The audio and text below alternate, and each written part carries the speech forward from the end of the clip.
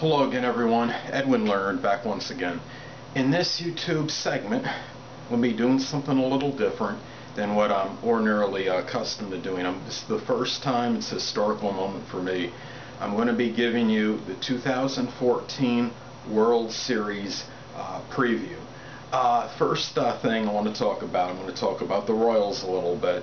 And they have been a royal pain for a number of teams. They've really come on strong, obviously, in this postseason. As a lot of you know, they really have flourished through this postseason, to say the least. They've been playing nearly flawless baseball. They're 8-0. They have not lost a game to anybody in the postseason yet. And this just barely squeaking in, compiling an 89-73 record, just barely getting in the postseason.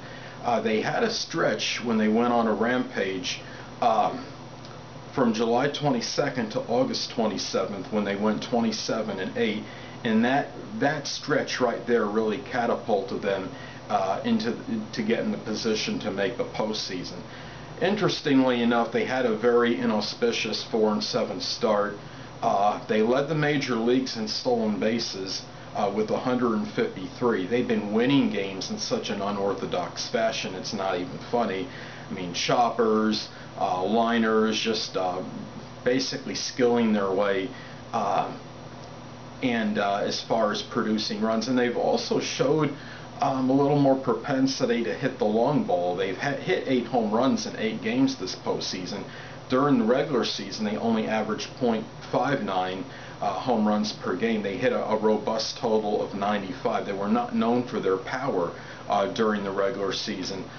Their relief pitcher has been phenomenal with six saves, postseason saves, I should say. And this team also finished strong in the regular season. They won 6 of their last 8.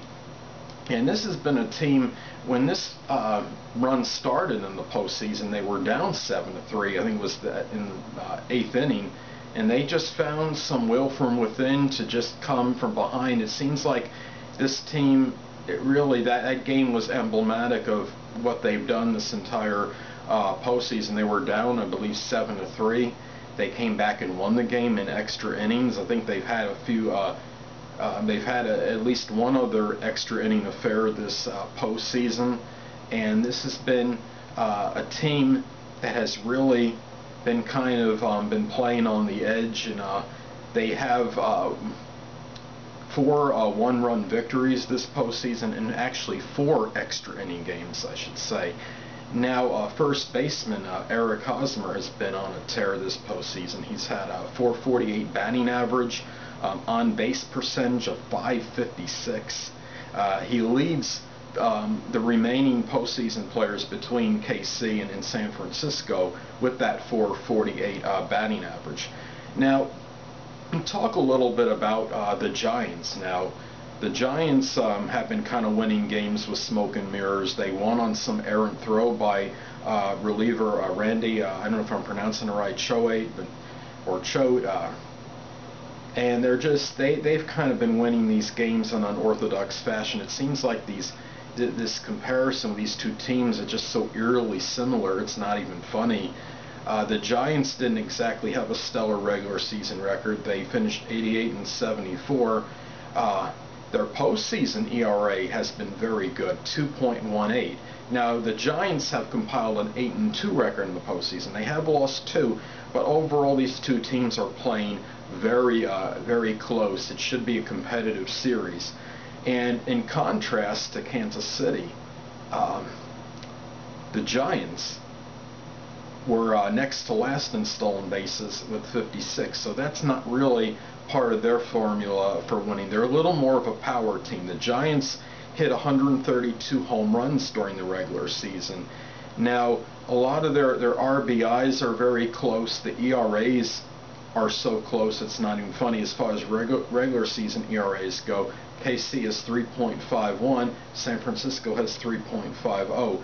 As I stated before, the disparity with the won-loss records is only by 1 as far as the regular season goes.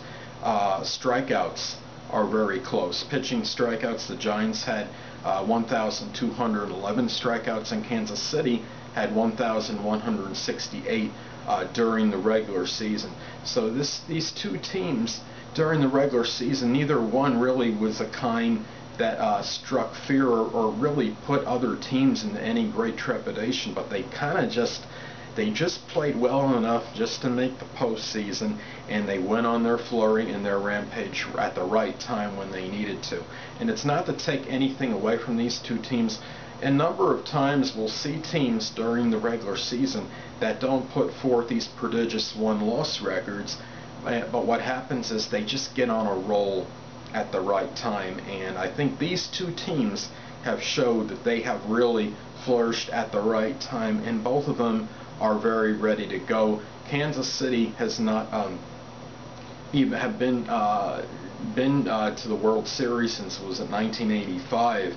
I mean, they are just hungry for one. Now the Giants have a little bit more World Series experience in recent years, but really you could almost toss that out the window, I think, because Kansas City is playing with such an indomitable will and spirit. It's not even funny. Kansas City seems like one of those preordained destiny teams that they're just meant to do it this season. But I want to show. What I'm going to do is I'm going to tell you who I'm going to pick momentarily, but I want to show you a stat comparison on my monitor for a minute and just show you how close some of their regular season and postseason stats are between the Kansas City Royals and the San Francisco Giants. So just hold on momentarily, people.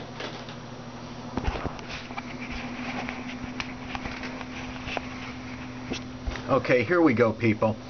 Look at the 2014 World Series stat comparison, and look how eerily close these numbers are. The records are close. ERA is only .01 difference between the teams. Earned runs allowed, 565 to 564. Unbelievable.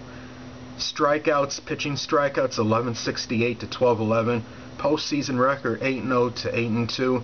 The RBIs at Kansas City has the Giants beat by 32. OPS, 690 for KC, 699 for San Francisco. And for the few of you out there that don't know what OPS is, that is on base percentage plus slugging average. So anyway, people, I'll be right back with you momentarily. And